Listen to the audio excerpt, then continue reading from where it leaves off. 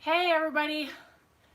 Okay, I'm going to have to take a minute and tell the people that are in the other chat room to come over to this one. For some reason, that one that I scheduled that people are already in the chat rooms, it just will not start on that one. So hang tight. I'm going to tell everybody to come on over to this one.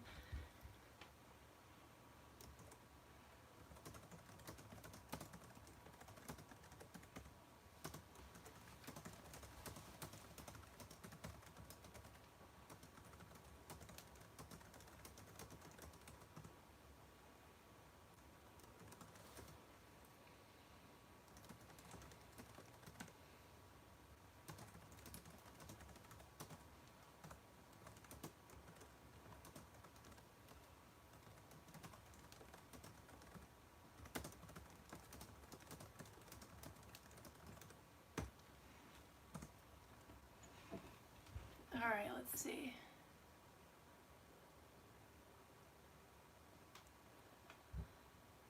All right.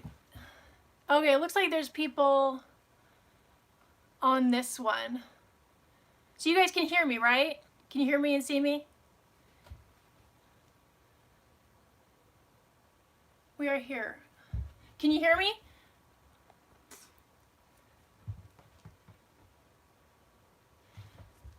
Yes. Okay. All right, let me close out this one. Let's see. I can fully close this out. Yeah, so what happened was, I don't know if it has to do with that one that I scheduled, but it just wouldn't work, and I could start other ones. And at this point, when it still was having the same problems as last week, I was like, screw it. So I'm on my phone instead of the desktop. So I had to whip out my tripod really quick and change things up. So thanks for being here. Now I'm all like in a frenzy because I felt like I was trying to get this all going. But welcome. I'm Pippi Peterson. I want to thank you for joining me this evening live. And this is a live video happening right now, broadcast from Huntsville, Alabama.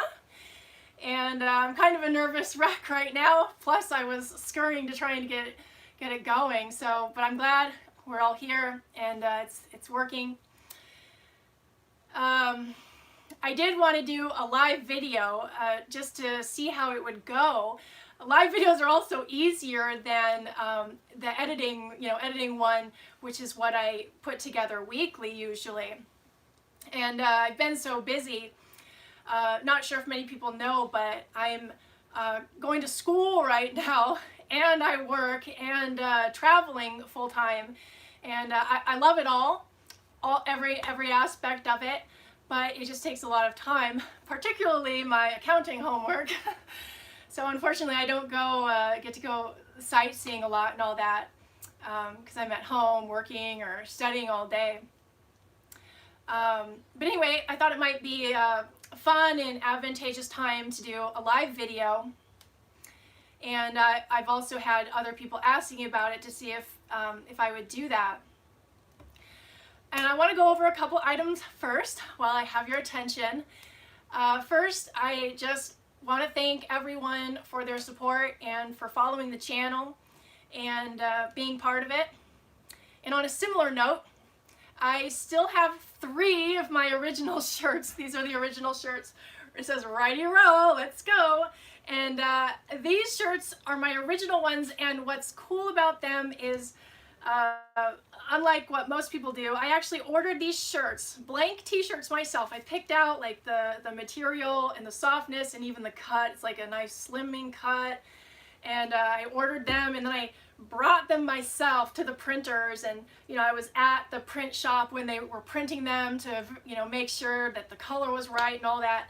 So they are the original Pippining's YouTube channel t-shirts, and I have 3 remaining. I am not doing these anymore because it's too much work. I also, am shipping them myself, and so if you want one, there's only 3 remaining. I have 2 larges, and and one small. If you're interested, the link to get one is in the description of this video. Another thing I wanted to touch on really quick is I've also had several Pearl's over there dreaming her tail's up in the wall. I've had several people ask me on Facebook and Instagram if I'm still doing videos, and I am. You might probably know if you're here. And what has happened is within the last, I don't know, maybe even just maybe last 1 year, YouTube has started this little bell icon. It's a notification icon, and if you don't click that bell, then you don't get notified of videos being uploaded. So it's kind of screwed up my channel as well as some other people's channels, and really brought a lot of views down, because you used to be, if you just hit subscribe, you get notified. But now you have to hit that button, otherwise you won't get notified. And then another thing that's been happening is YouTube has unsubscribed some previous subscribers that didn't want to unsubscribe, and my channel's not the only one that's experiencing this. It's like probably some sort of bug, but it's unfortunate. So if you are not getting notified or hearing at least once a week, probably, I don't always post every week, but if you're not seeing that something is going up weekly and you want to know, then you should probably check to see if you're still subscribed and if you have that bell icon clicked. That bell is right next to the subscribe button. And let's see, and before we kick this off, I want to thank the last minute moderator, Tina. Thank you so much for moderating the comments, and she'll be helping out in the comments, just in case anything gets out of hand or a little rowdy. And without further ado, our topic this evening is safety in RV living. A few weeks back, I did a video on how much it costs to live in your RV in a variety of different capacities, and I only passingly mentioned safety or lack of safety in certain settings, and it created a lot of discussion. So I thought it might be a relevant and also a useful topic for many viewers to get the take on all of it from someone who has been in law enforcement. My guest tonight is a military veteran, a retired law enforcement officer of almost 30 years, and a full-time RV traveler as well. You may recognize him from Gene's Therapy on YouTube, and as my caravan partner and longtime friend, Bobby Gene. Welcome. Hey. Hey. I like what you did here. You worked the problem. Oh yeah, in a frenzy, but it worked out. So first off, I want to thank you for coming on and sharing your knowledge and experience with us. And I imagine after so many decades of law enforcement that you've seen a lot and probably have a good idea of how to stay safe, and also probably of many of the same ways that people are continually finding themselves in common predicaments. Yeah, well, during my career, I would regularly attend neighborhood crime watch meetings, and we would have segments on crime prevention, obviously, and some people, I'm sure, have been to those. No matter what type of neighborhood we were in, the tips apply to everyone one way or another. It's easy for people who live in very nice neighborhoods to become complacent. Yeah, so I can imagine particularly people that live in nice places, when they go traveling, they definitely don't take that extra awareness with them. Yeah, and even at their own neighborhood, for example, they might not be paying attention while returning home and pulling onto the street they live on.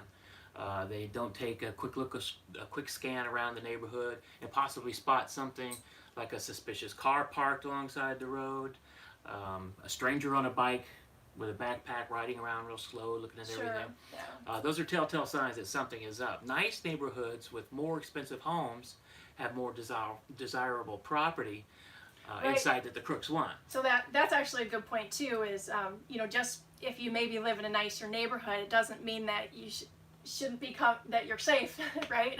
Yeah, I don't want to get too complacent. If crooks break into the less desirable neighborhoods, they're less likely to score anything of great value.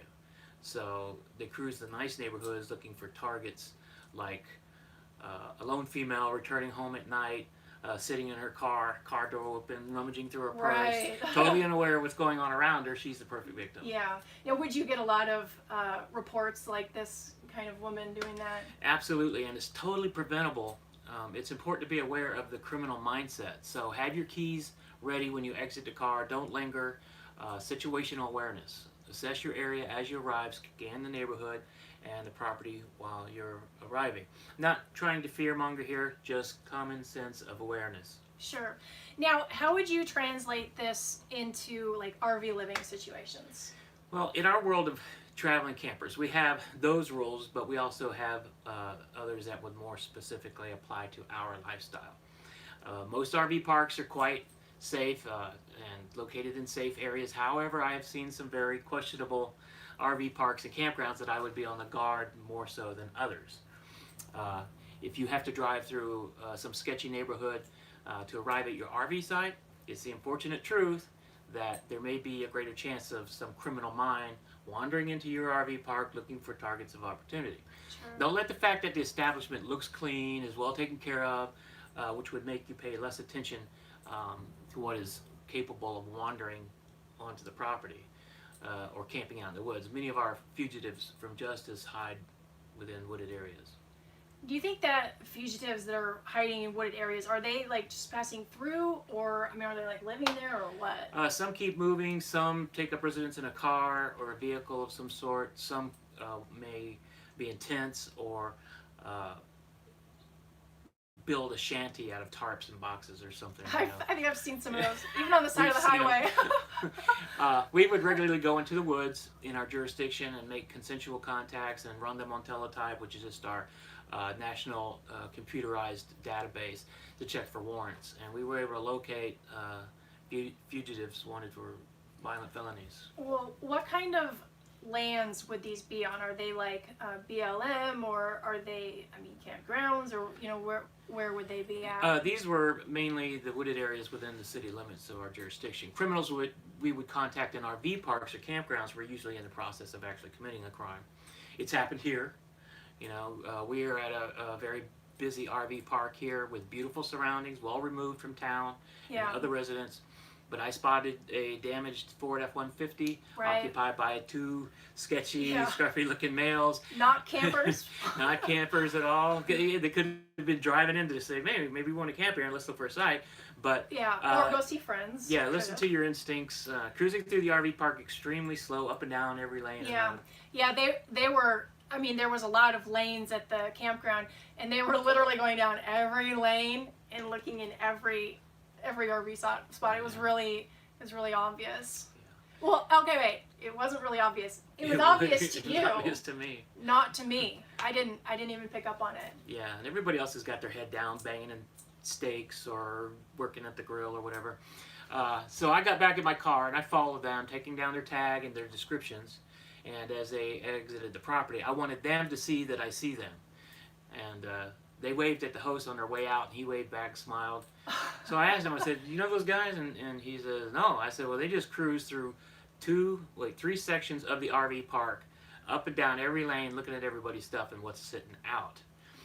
So I gave him the information that I took down, and I said, if any victims come forward in the morning claiming that, hey, my bicycles are gone, they have some information there that the police have a starting point to go on, perhaps. Sure. Okay, so what are some tips and ideas that you can have for RV travelers or for those living in their RVs, and just to be a little extra safe, cautious, and particularly for females? Particularly for the females. Well, one of the biggest things that helps is research the RV park or campground reviews to get a general idea by others who have already stayed there and are passing it along. Also, you can look at the park on Google Maps satellite view, and you can kind of get an idea of the layout. Really good idea. In fact, totally not talking about RV safety. That is a great way to get the best campsite if, for example, you're going to like a state park or something where you can reserve the site numbers. Really great way or to get the see best. Where the shade is. Yeah, where the or shade. Or if you're solar, where the sun is. Yeah, or the lake, or that sort of thing. So yeah, that's a great way to look on satellite before you get there. Absolutely. Particularly if you're going to be alone. Yeah, as you enter the property, assess the condition of the property there and its residents and the condition of the surrounding areas. If they look disconcerting to you, you would want to keep that in mind should you choose to stay. If you have concerns but choose to stay anyway, take some precautions to protect yourself and your property. And these tips are pretty obvious to most of us, but some people, Yeah. are not on the ball and they can easily lose their bicycle or whatever. Lock up your RV and windows and all, bins and everything. And not just lock them up while you're gone. Lock them up while you're at home.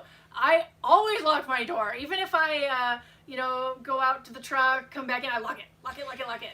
Yeah, a locked bin is going to make a lot of noise if somebody's trying to force their way in there because they saw some power tools you have in there. So, or even if you just slip out to go to the truck, get something from the cab. Who knows? Some crazy person could come in, see you walk out and come in. I just always lock you walk back in your RV and you got a little visitor. Yeah. Don't leave your valuables outside. Put away your bikes and barbecue grills and stuff. Now, a lot of stuff is like a pain in the rear to pick up and pack up and put away again. But if you can't do that, then have a way to secure it outside. On that point too, it's also really nice to do that because oftentimes rain loves to happen in the middle of the night. And you don't want the dog bed out there, even if they're not going to steal the dog bed. It's always nice to bring everything. I'm guilty of that. Take note of your neighbors. Leave an outside light on at night.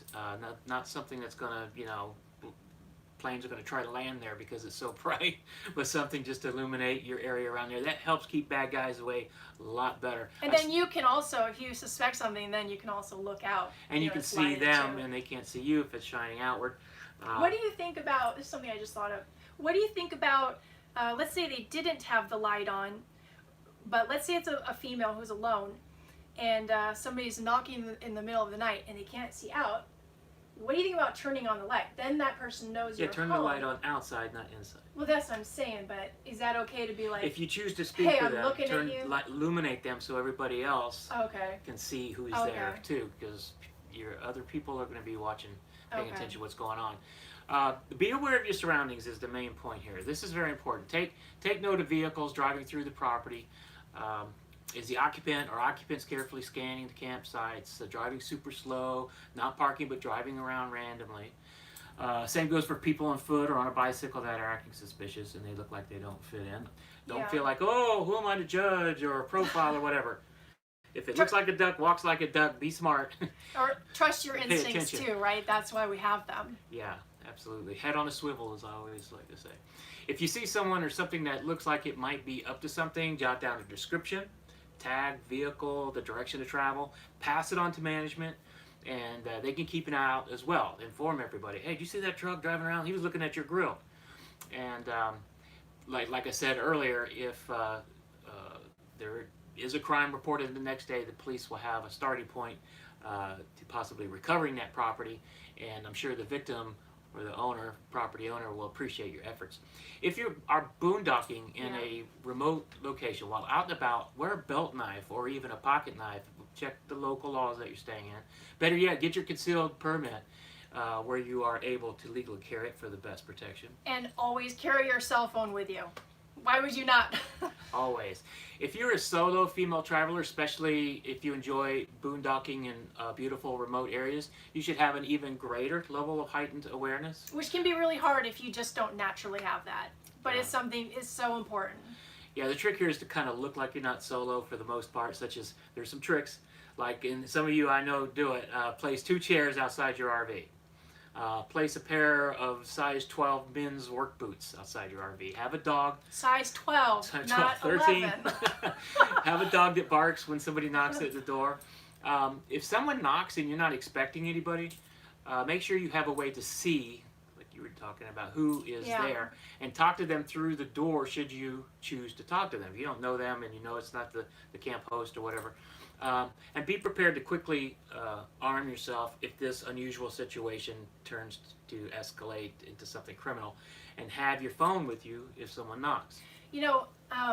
Something that I remember you telling me, so let's say somebody's actively trying to get in your RV, and maybe you're alone, and maybe you're not even armed, but what you should do is yell at them like you're kind of crazy, like, I'm gonna blow your effing head off, you know, and just kind of Get out of here! Leave me alone! kind of go, yeah, kind of go crazy on them. Yeah, I'm sure that would, you know, anytime you draw attention that they don't want toward that area, that will probably make them leave if they're You like, know what? I'm just trying to sell some shoes. You know what I heard one time was the word, instead of help or I'm being kidnapped, the word that gets the most people to turn and look is if you yell fire. I don't know Fire if that's department true comes. or not, but No, I would just yell robbery or help. Every, you know, woman screaming gets more attention than anything. Make sure you're on the phone at that time if things get weird. So because everything is being recorded by 911 with and the can police come back to benefit you and help you should this go to court if there's an arrest. Act like you're talking to another man in the RV with you. I've seen where you can go online and download these pre-recorded yeah. conversations with somebody that you play in your that you don't. I'm kind of thinking of that movie Home Alone. Yeah, there was something like that. There was Yeah. a few times that's been done, and it works pretty good. But you have to have a good audio system because if your speakers are crap, you'll be like, help, I'm here. Sound like an old radio. Yeah. Try to avoid advertising your solo female by stickers on your RV that may indicate that such as Julie's traveling machine and have pink flamingos and flowers all over it, and it would totally say, oh, this is probably a single solo female traveler. Another one that I can think of is don't mess with Texas, ... woman. Yeah, that definitely woman Now, owns that car. that doesn't apply to everybody, of course. You know, if you're traveling with other scores of women, I know there's several clubs out there that have the old renovated RVs or the campers or the teardrop campers. Right. And they're retired and they all get together, travel. They look out for each other. They're wise. They know the rules too. But they can feel a little bit more safety in numbers. They can feel safe with their flowers. Happy and they can do everything they want with their RV. Be aware who is watching you just a little too closely. Have something to protect yourself during hikes and dog walks. Put yourself in the mindset of a criminal. Understanding the criminal mindset would aid in putting you in a higher state of awareness. You know, or not necessarily just criminals, but also perverts. So if you are traveling alone and you're a female, don't be like, you know, letting these men come on your patio and chat you up and, oh, you know, come over for a barbecue later. And, you know, I mean, Unless some of them like are 90. fine, right? Unless they're 90. No, but take their ID first and see if they're 90. Otherwise, don't do it. No, there's a lot of sweet, wonderful people in the RV community, as we all know. There are, yeah. But, well, particularly like if they're a couple or something, you know. Oh, you absolutely. Probably, we talk to them all and the time. they got little fluffy white dogs outside. You know, it's probably safe that's to go out probably and safe, barbecue and with them. they actually have a camper. But still, be on your toes and be cautious about some of the dark thoughts that lurk in the shadows of bad men. Something I always I'll get to that. Personally, too, even if I'm, I really just go on dog walks. I'm not like going hiking or anything like that. But I am always armed in at least one way. At least one way, always. And I highly recommend that to other people. And there are various ways to arm yourself, so you got to find what is comfortable for yourself and what is also legal for yourself. And another thing that I do is if I know my itinerary for like, you know, weeks or months out, I send it to my mom. So at least somebody's got it just in case.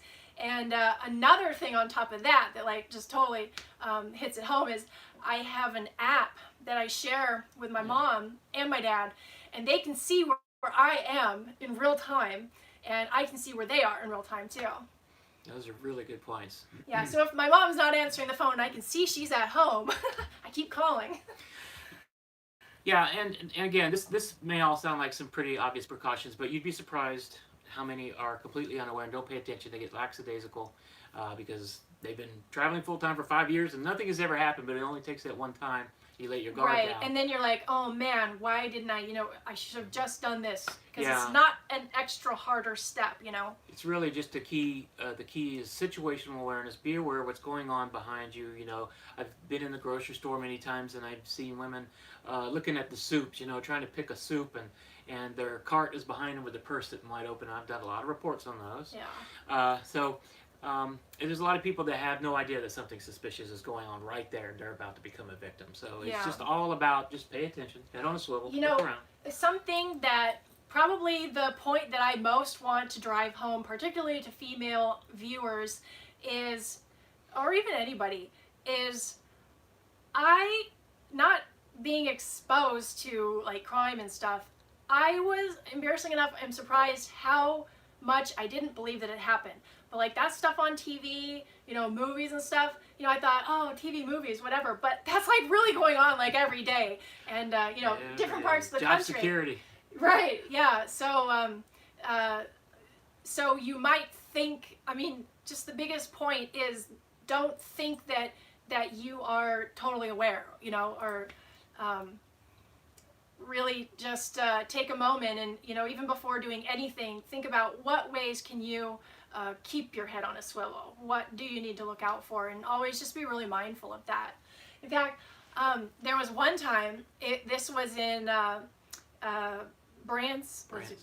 West Branson, and I was at the grocery store. They had a post office inside. In fact, I was getting ready to send off these t-shirts.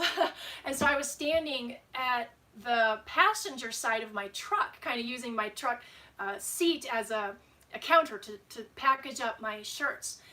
And Bobby was running errands across the street, and he saw my truck, so he pulled in, and I'm facing this way. He literally pulls in like in front of me. Right. and then comes walking towards me, and you know, I'm looking in the truck, but I can see the windows. He comes around, and I'm completely oblivious. And he comes up, he goes, "I could have totally just robbed you at gunpoint." And I was like, crap. Again, here I am again, not like aware of these situations because it's just not my nature. But you have to make it your nature. You got to be aware of those things. So, for example, let's say somebody is, you know, out at their car or even RV, and they're putting groceries in. I mean, that's a really vulnerable time. Is, you know, you're putting groceries into your RV. And distracted, but your home's also there, all your belongings, and somebody comes up behind you, and you know they're making it look like they're your friend, you know, Walmart parking lot, and they've got a gun. You know, what do you do? Well, the first step would be to be prepared. If something does like that, already kind of have a basic understanding of what you should do and what you should not do. We actually do. Well, we actually used to. I don't do that anymore. But we would get a lot of situations just like that where somebody's at their car, back out. Their back is turned to everything else going on. They're digging for something and putting something together, strapping the kid in and all that stuff. And somebody walks up behind them, jams something in their back that feels like a gun, and they tell them, "Get in the car," or "Give me your purse." What you would do is, already being prepared, is have your wallet carried on you separately and have a purse full of nothing that you can't live without, and hand them that. Run off screaming and making as much noise as you can. "Robbery! Fire! Help! Fire! Here comes the fire department." It's robbery! Help! Help! Robbery! And be pointing at him and running away, zigzagging. If you go in that car with them, typically what they would do is get in the car, make you drive at gunpoint, and your survival chances begin to trickle down quickly at that point. The longer you're in a car with somebody armed. Yeah, that's a real bad situation. But we actually did get a lot of those, and but I mean, if you think about it, they might have done that impulsively, right? But then they're in the car longer, and they could be like, "Holy crap! What did I just do? Now I got to dispose of this person." You know, I mean, yeah, who knows? Because most of the suspects that do this type of criminal activity already have a great history and a drug addiction problem or something like that. And they get really desperate, so they'll really do anything to score their next drug hit. You know, and they'll get in a car with you, and they'll make you drive to your ATM usually and pull out the max money that you can pull out of your accounts using different ATMs. And then where they may take you after that is sometimes they have other bad guys that they all jump in the car and they have a little party, and things can just go south from there. So the main thing is just throw your purse, give them the purse that occupies their hands. And don't end up in a car. And once they get that purse, they're going to be so focused on, "Oh my God, I can't wait to go through this," and they're going to want to run off typically. Or maybe even like throw it at them, you know, right? So they're like, just throw it. Here's my purse. Throw it at them. Now, if you got a baby in the car, throw them the baby. Don't occupy their hands, but you don't want to give away your kids. Another precaution that I really want to point out that is probably less thought of is safety from the wilderness itself. So, for example, your friends Christian and Maria, and now they're my friends because I've met them like 3 times. They are headed up to. They're also RV travelers, and they're trying to hit every 50 states. Well, they've only got Alaska and Oregon remaining, and they weren't going to do Alaska. They've been doing it for years. They weren't going to do Alaska until they had other people to go with them. You know, I've never been to Alaska, but I know it's a little bit hairier and kind of weirder. You know, I wouldn't know how to deal with stuff. So to have other people along with you is, you know, the more the merrier in that Yes. kind of situation. Yeah, it's really important when you're traveling if you have other people to caravan with you or meet up with you at different points. You know, her and I can't caravan together, and we always have eyes on each other. So yeah, I can, if she's out in front, I can see her tires and vehicle and the whole situational awareness thing. If I'm out front, same thing. So you get 4 pair of eyes or 2 pair of eyes, 4 eyeballs. Yeah. Keeping an eye out. And another one that I thought of too is, and it's not just for safety purposes, but definitely for safety, but always walking and composing yourself in a very confident way. So if you're walking out from the grocery store to your car or RV, and it's nighttime, you know, don't be like, oh, this cute little girl, or woe is me, you know, And down like or this the phone whole like way. this, or, you know, look at my fancy phone, your purse is hanging off. Like, just be confident, walk to your car, mind your business, but like keep a lookout and stuff. And yeah, so just, you know, show confidence in your demeanor. And one more thing that I want to add in is this is going to be a video on its own, so I'm not going to go totally into it right now. But I am setting up a surveillance system in my RV, and I've already got part of it working, and I'm so excited because I mean, I love it to look at the dogs. Like, my favorite thing is to check in on the dogs, but I can see my RV. I even see out the windows and stuff, so that is another really great way to just be extra vigilant and on top of things, you know, protecting yourself, your property, your life, and, you know, all sorts of stuff like that. Very good. Very good to have those tools in place. Yeah, so let's see. So you got a couple on there. Just a quick wrap up. You know, again, it's all about situational awareness. Head on the swivel. Pay attention to what's going around you.